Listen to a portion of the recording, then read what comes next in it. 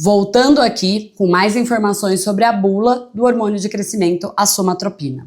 E as contraindicações, né? Quando não devo usar esse medicamento? Então, hipersensibilidade, se tiver alergia, atividade neoplásica, se a criança tiver com câncer, uma doença aguda, fez uma cirurgia grave, está na UTI, não deve usar. Epífise consolidada, epífise fechada, ou seja, se você parou de crescer, o que acontece com 16 anos nos meninos e com 14 anos nas meninas de idade óssea, não vale mais a pena usar esse hormônio. Problema relacionado ao diabetes e apneia grave com pacientes em Prader-Willi. O que devo saber antes de usar o medicamento? O que seu médico tem que sempre te explicar e eu tô aqui explicando para vocês.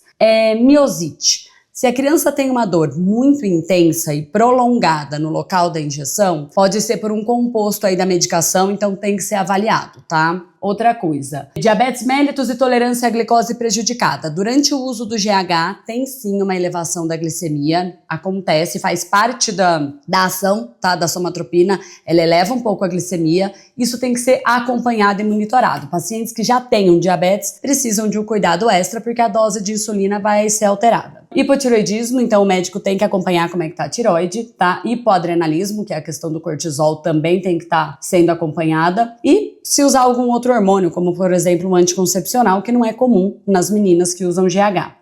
Neoplasia, casos de câncer em criança. Se já está curado, hoje em dia a gente já tem bastante evidência mostrando que pode sim usar o hormônio de crescimento, mas tem que ser em acompanhamento bem de perto e junto com o oncologista. Deslizamento da epífise femoral. O que é isso? Epifisiolistese. Quando a criança cresce muito rápido, o que costuma acontecer com o uso do GH, principalmente em época da adolescência e principalmente pacientes que estão um pouquinho acima do peso. Pode haver uma fraqueza dessa placa de crescimento e tem um escorregamento. Então, qualquer dor no quadril ou no joelho, uma criança que está mancando com muita dor forte, quadril ou joelho, precisa ser avaliada pelo ortopedista. Hipertensão intracraniana, o que é isso? Aumenta um pouco a produção do líquor, aumenta a pressão da cabeça, isso pode dar uma cefaleia, uma dor de cabeça intensa, alteração visual, tipo visão dupla ou estrabismo, que é ficar vesgo, e muito vômito e náusea. Então esses sintomas, logicamente, precisam ser avisados para o médico para fazer o fundo de olho na criança, para ver como é que tá o fundo de olho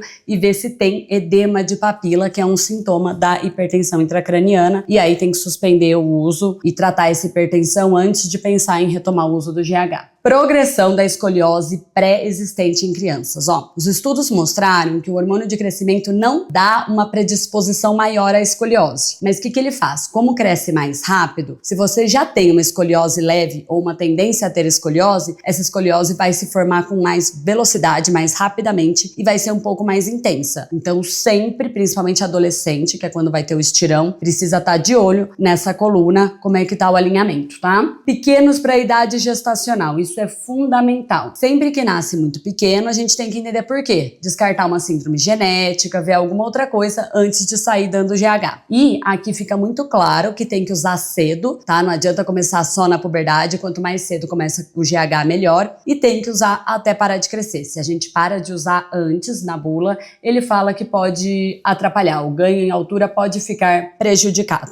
Tá? Insuficiência renal já é muito específico, doença crítica aguda é aquilo que eu comentei, né? Se tá na UTI não precisa ficar aplicando. Pacientes pediátricos, tá? Quando a criança não cresce bem, principalmente no primeiro ano de tratamento com o GH, lembrando que a maior resposta ao GH se dá no primeiro ano de uso da medicação. Então, se a criança no primeiro ano não melhorou o quanto ela crescia, vamos supor que é uma criança que crescia 4 centímetros por ano. Primeiro ano do GH, ela tem que crescer pelo menos 6 centímetros por ano. Tem que aumentar 2 centímetros por ano na velocidade de crescimento. Se isso não aconteceu, a gente tem que rever o diagnóstico, entender se a gente indicou direito, se precisava usar o GH mesmo e, mais importante ainda, ver se a família está usando corretamente, se está aplicando todo dia, como é que está essa técnica de aplicação.